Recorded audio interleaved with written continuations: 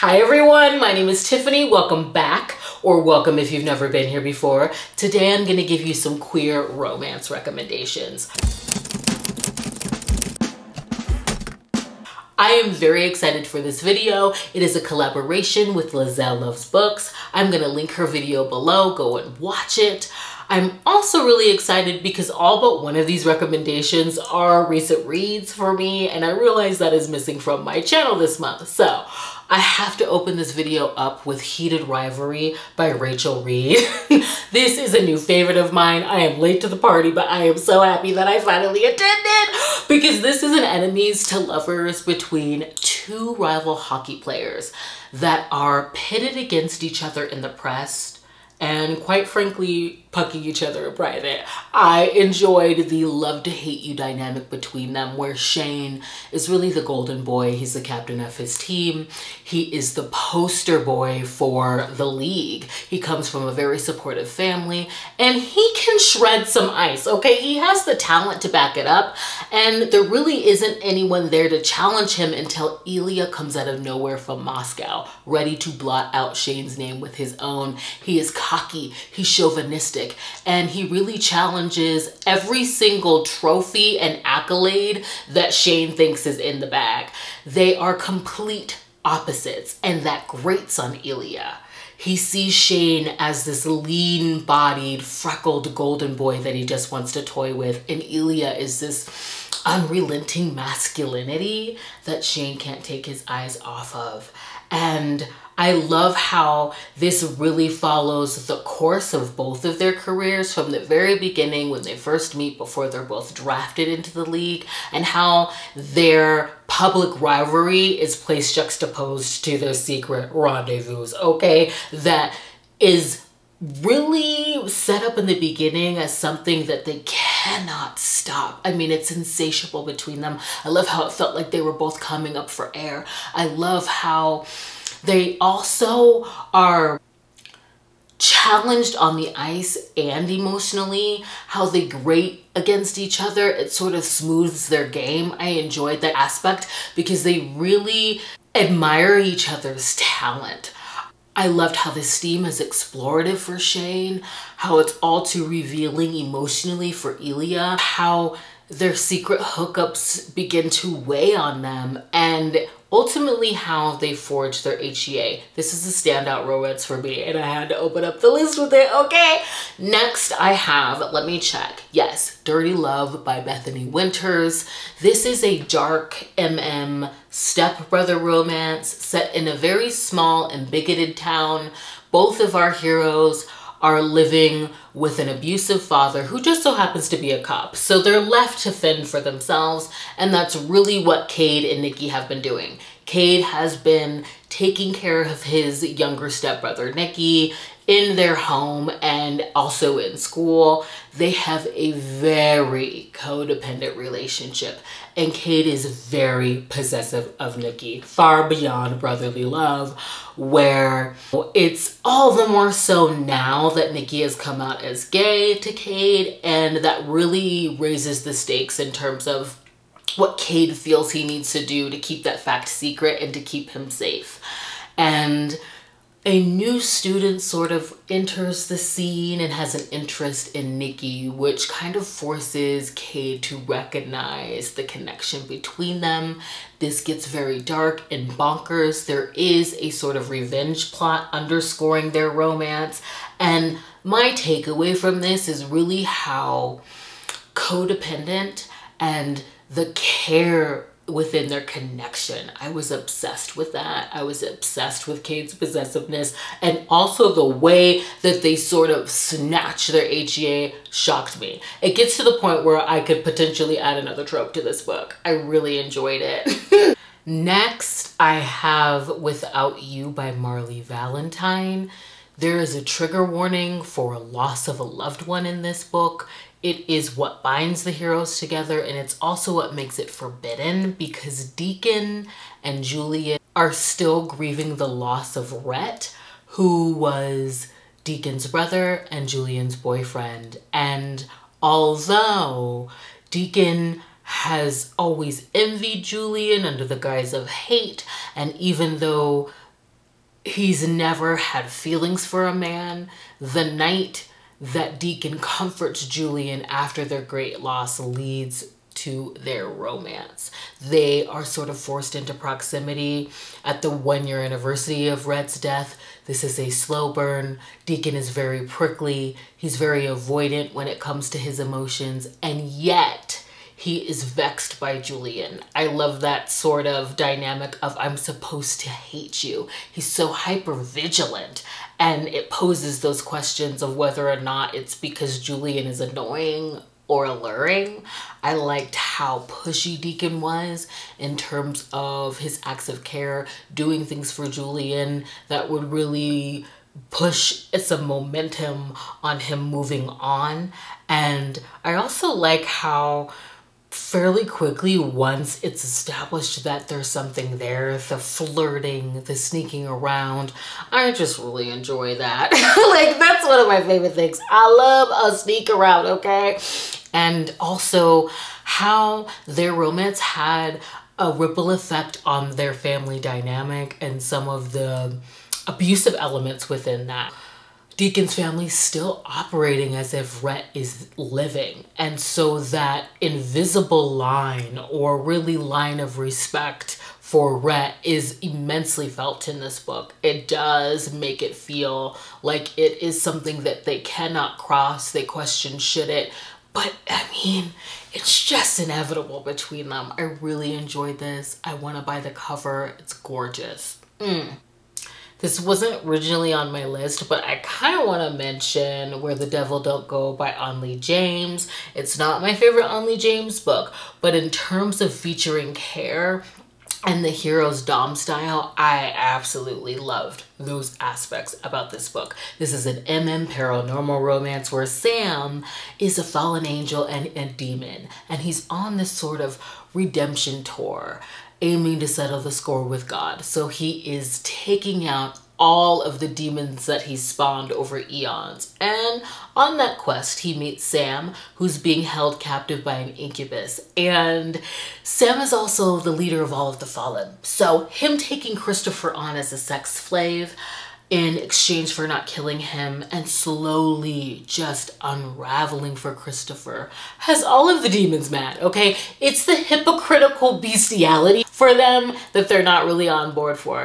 And I just loved how Sam is committed to learning how to properly care for Christopher. There's this running joke in the book where demons see humans as houseplants. They may be fun to collect, but they are also living, and that can be a bit of a nuisance. And I just love how Sam learns what aftercare is, how he showers Christopher in praise, which is very affirming for a character like Christopher, where sex has always just happened to him. It's never been for his enjoyment. And there are trigger warnings for sexual assault in this book for EDs because of the nature of Christopher's captivity with this incubus who really took advantage of his pleasure in pain. I loved how Christopher loved Sam in all of his forms. And also, you know, the paranormal steam. I will say the reason why it isn't my favorite is because I do think love happened rather quickly, and it does happen through their carnal connection. But Sam is the kind of hero that I need when we're dealing with a character that needs submission, okay, and enjoys being used. I need that to be handled with care. I need it to just be more than physical in order for You're My Little Plaything to be sexy, and it was in this book. So I'm adding it to the stack. Let me refer to my list. Let's see. Next, I have my sapphic romances, one of which is That Could Be Enough by Alyssa Cole. This is a historical romance between two Black heroines, one of which I'll say is a writer first and foremost. She's also the maid and assistant to Eliza Hamilton. And one of her tasks is really helping Eliza with her project to preserve her late husband, Alexander Hamilton, and founding father's life. And Mercy is a bit prickly about love, and she's not really fond of Eliza's loyalty, being that, you know, Alexander did sort of make her look foolish while he was living with his affair. And she has her own sort of backstory of heartbreak. And she's very buttoned up, very poised, and all of that is shaken when Andromeda appears. She arrives to the home to give an interview on behalf of her grandfather, to give her grandfather's account of his time with Alexander during the war.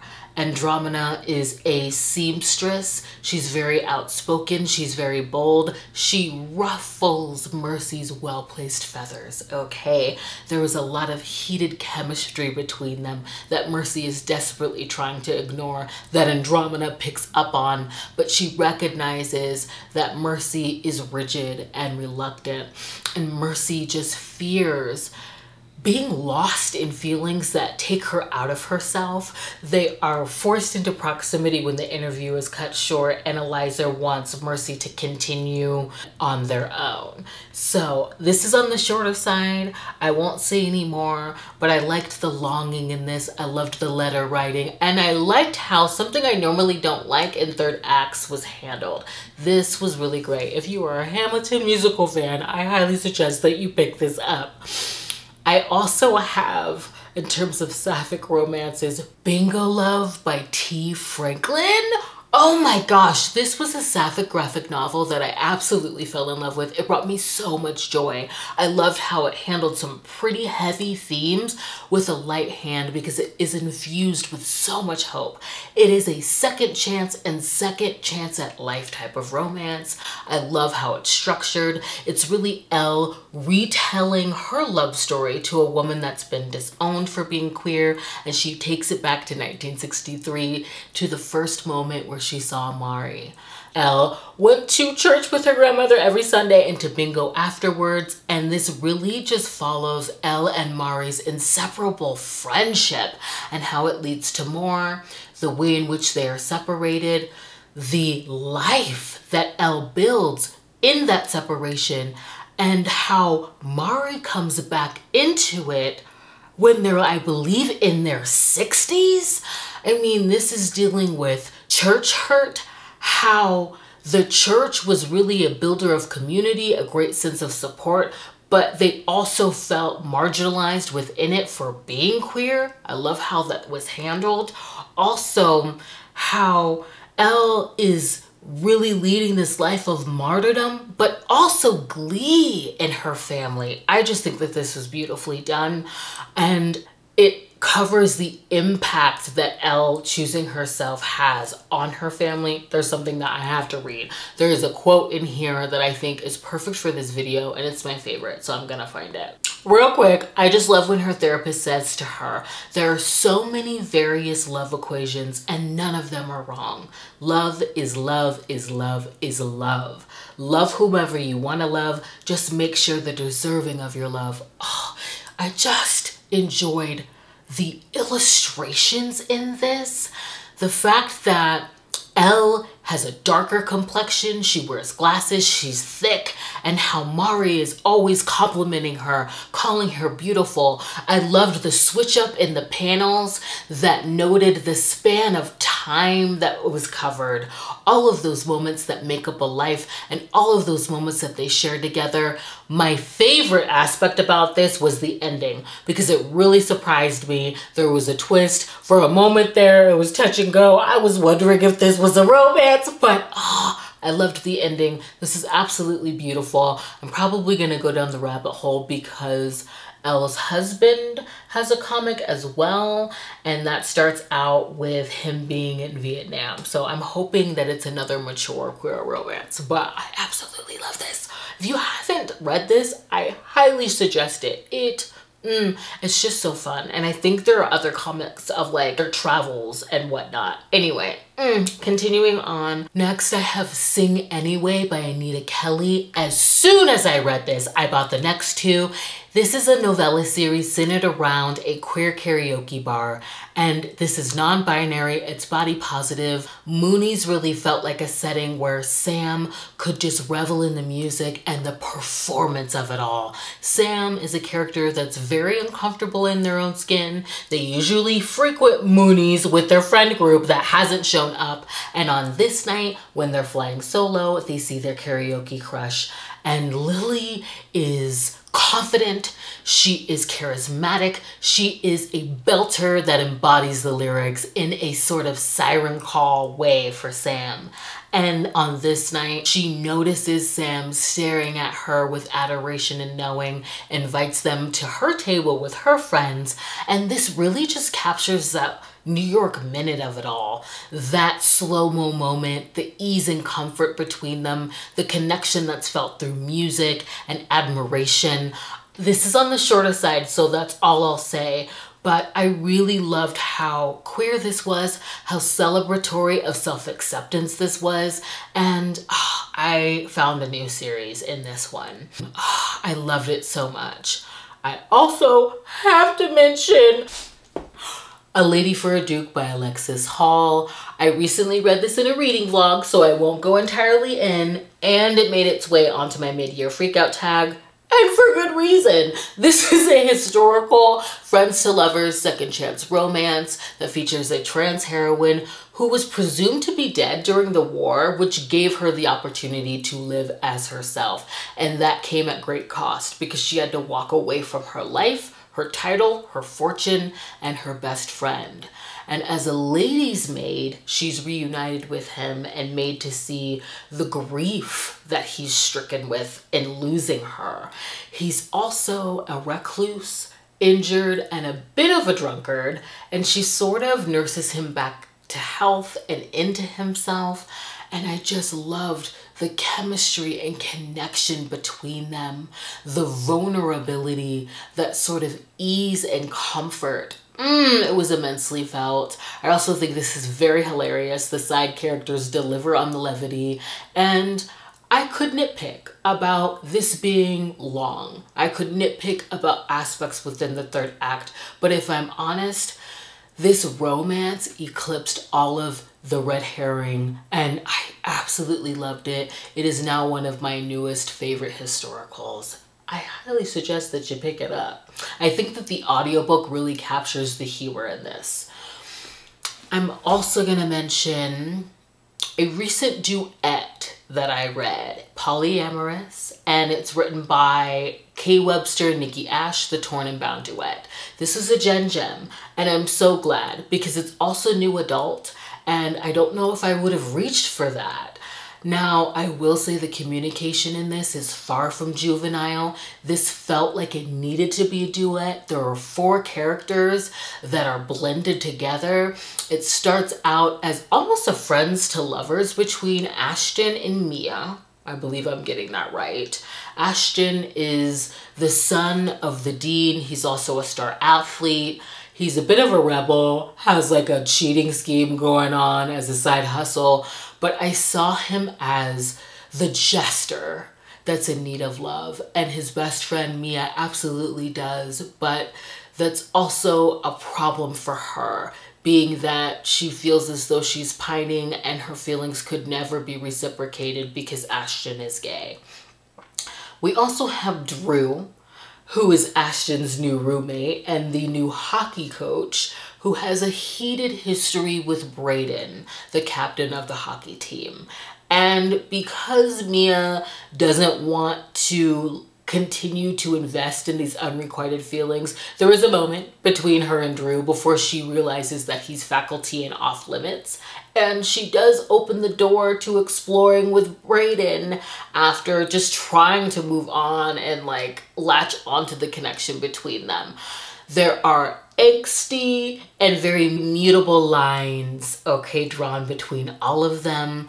I love how this relationship is really started through just genuine support when it comes to all of their wounds emotionally. It picks up in the second book. The first really feels like the foundation is being laid, and in the second they really can't ignore the separate connections between them and how the whole could really amplify that. I'm definitely gonna wrap up with Give Me More by Sarah Kate, which you're gonna get tired of hearing me talk about because I also talk about it in a reading vlog that I'm currently editing, and it too made it onto my mid-year freakout time because it is one of the best contemporary romances that I have read this year. This is a polyamorous BDSM road trip romance. It is the third in her Salacious Players Club series that follows a group of friends who have an idea to start a sort of Tinder for Kinksters so that they connect without judgment. And that turns into a full-fledged successful business where in the first one, they're establishing their first brick and mortar. And in this one, they're touring the country trying to improve their offerings. I also read this as a friends to lovers because Hunter and Drake are best friends. They have struggled and succeeded in life together. Drake was there when Hunter met Isabel, and he's really served as the third party in their marriage. The connection and the friendship between all of them is legible on the page from the very beginning.